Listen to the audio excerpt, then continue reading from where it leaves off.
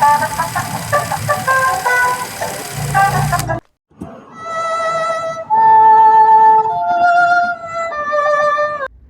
jadi selamat siang semuanya. Perkenalkan, nama saya Angga Paluan Pamonugroho dari kelas 10-3. Pada kesempatan hari ini saya akan menjelaskan beberapa pertanyaan dan menyebutkan soalnya beserta jawabannya. Oke, jadi pertanyaan pertama adalah jelaskan perbedaan objek material dan objek formal dalam studi geografi serta berikan contohnya. Perbedaan objek material dan objek formal dalam geografi. Jadi objek formal adalah objek yang berkaitan dengan pendekatan yang digunakan untuk menganalisis substansi materi. Contohnya adalah pendekatan dengan alam. Oke, jadi yang kedua adalah objek material.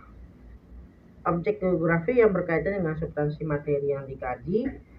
Contohnya adalah lapisan hidrosfer yang sangat tinggi melalui permukaan laut, lapisan atmosfer yang sangat rendah karena kabutnya yang sangat lebat. Lanjut, pertanyaan kedua, menurut Immanuel Kant, apa yang dimaksud dengan geografi dan pandangan tersebut masih relevan saat ini? Geografi menurut Immanuel Kant adalah disiplin ilmu yang memiliki objek studi gejala yang tersebar dan berasosiasi dalam suatu ruang. Pandangannya yang relevan saat ini adalah geografi tidak mengajarkan hanya sekedar lokasi saja, melainkan kita dapat menghubungkan antara tempat dan suatu penduduk atau seseorang di dalamnya melalui penekanan pada hubungan manusia dan lingkungan di dalamnya, seperti pendekatan manusia terhadap hutan, gunung, sungai, laut, dan lain-lain sebagainya. Studi fenomena yang tersebar, pandangan yang relevan adalah contoh suatu fenomena embun beku di Dieng. Yang kedua adalah dahsyatnya letusan Gunung Fuji, dan terakhir adalah letusan Gunung Merapi. Yang ketiga, soal ketiga adalah jelaskan perbedaan aspek fisik dan aspek non fisik dalam geografi dan contoh masing-masing.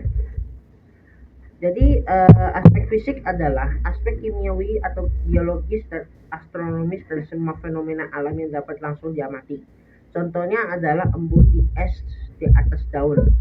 Aspek non fisik adalah bagian geografi yang mengkaji suatu hubungan antara manusia dengan lingkungan dan pengaruh aktivitas manusia terhadap alam.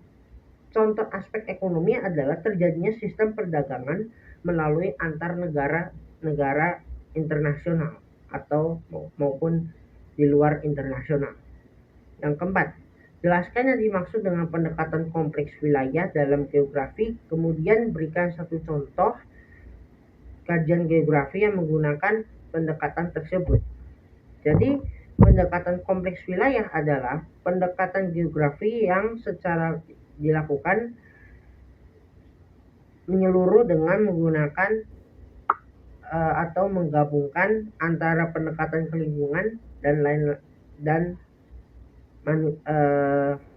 di tempat zona kewilayahan itu sendiri. Contohnya adalah pendekatan manusia dengan bumi, laut, dan yang itu yang sangat kompleks. Pertanyaan terakhir, jelaskan yang dimaksud dengan pendekatan wilayah yang kompleks dalam geografi, kemudian berikan satu contoh kajian geografi yang menggunakan pendekatan tersebut. Oke, jadi terakhir adalah pendekatan kompleks wilayah adalah metode dalam geografi adalah metode yang memahami suatu fenomena di wilayah untuk mempertimbangkan interaksi antara berbagai faktor di dalamnya dan hubungan dengan wilayah lain.